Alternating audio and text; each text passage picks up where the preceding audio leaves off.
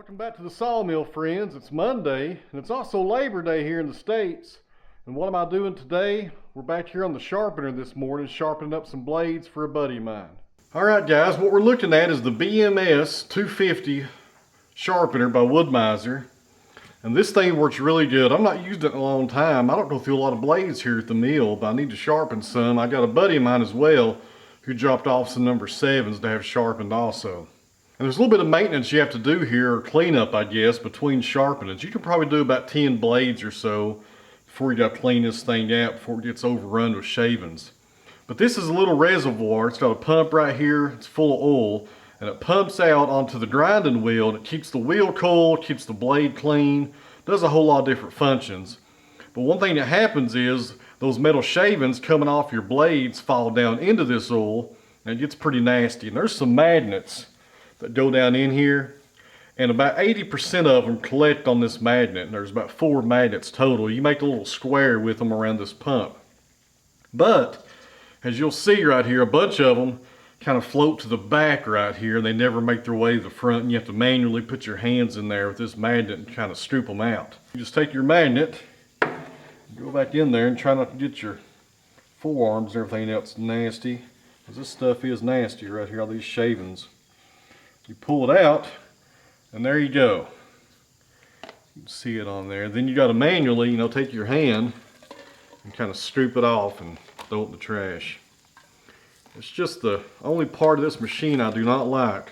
Because this machine is great, it's all automated. You just sit back and watch it run. You don't have to do anything once you put a blade in it. I'm not really complaining about this, but it's just kind of a nasty process you got to go through here to keep the machine running properly. Part of it.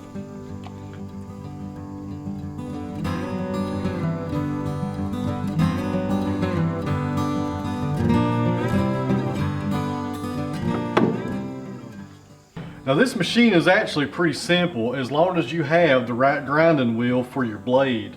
Now this is a 7-degree blade like I was saying, so you have to have a 7-degree grinding wheel to match that profile. You can't put a 4-degree, having a 7 blade on here. You can't mix and match and stuff like that.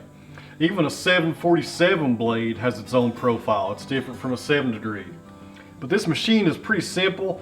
This is the advancer right here, and you can dial this in because you want that grinding wheel to fall right in the gullet of your blade. So you can kind of dial this in if you need to, but once you set it up for your style of blades, you're pretty much good to go. I don't hardly ever mess with this ever, since I got it dialed in for 7-degree blades, which is mostly what we use here at the mill. Let me turn it on, you can kind of see out there. It goes pretty fast. Kind of start out kind of slow, and you let the grinding wheel kind of get some momentum, then you start advancing it faster once you have that going. So that's what's going on here. It's just pretty simple. I'll leave that in position right there. Lower down the motor right there. Let me bring you guys in a little bit closer and I'll show you this wheel. So right there is the grinding wheel, and that's a CBN wheel. You never have to dress it or nothing like that. It pretty much just works until it quits working, then you replace it. They're a little over $100 a piece. But that's why I like those CBN wheels, because you never have to dress this wheel right here, reprofile it. You just leave it alone. You got your oil coming down through here and gets dumped out on the wheel. And it's pretty simple, guys. There ain't a whole lot to it. When this right here moves, it makes the motor go up and down to come off the blade. I'll show you real fast what it looks like when you're not turning the wheel, because if I turn the wheel, I get the oil going and it will splatter all over the camera here. So you can see it's a pretty smooth little operation right there. If I can get in here with the camera, that's what you want right there, friends. That wheel is falling right in the gullet of the blade, right there in the gullet. And the gullet is this part right here. That's where you want that wheel falling at when it grinds. All right, friends, let's power it on and get this one done. Got the feed rate going. I'll close the lid.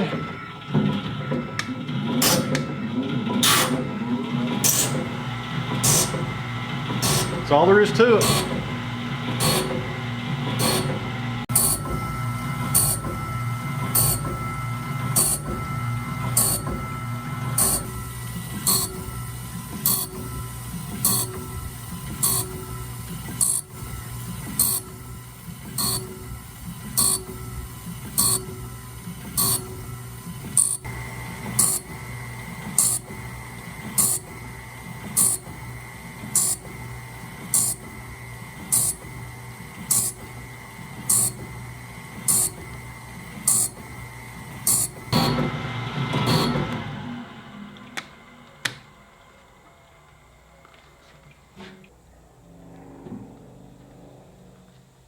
All right, guys, you can check out that profile. That right there is sticky, scary sharp right there on those corners.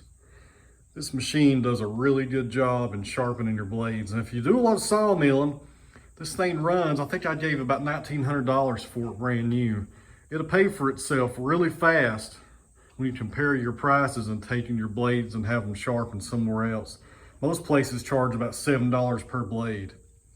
And something else to point out here, right here, these two pieces of material, that's kind of tight right there. The blade has to squeeze through it. And what this does, it cleans the blade. It also helps in deburring this blade because there is a little bit of a burr left on this metal when you grind it.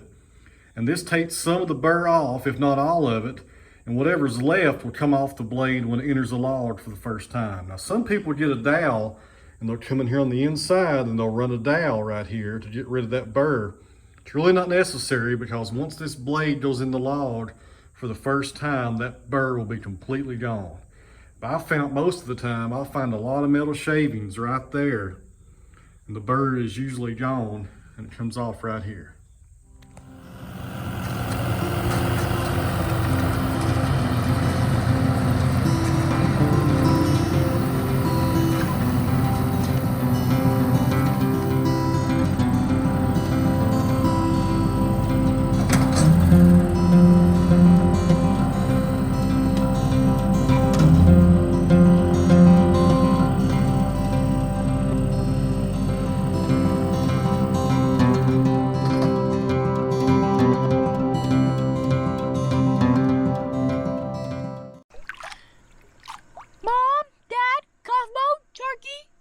I have an announcement.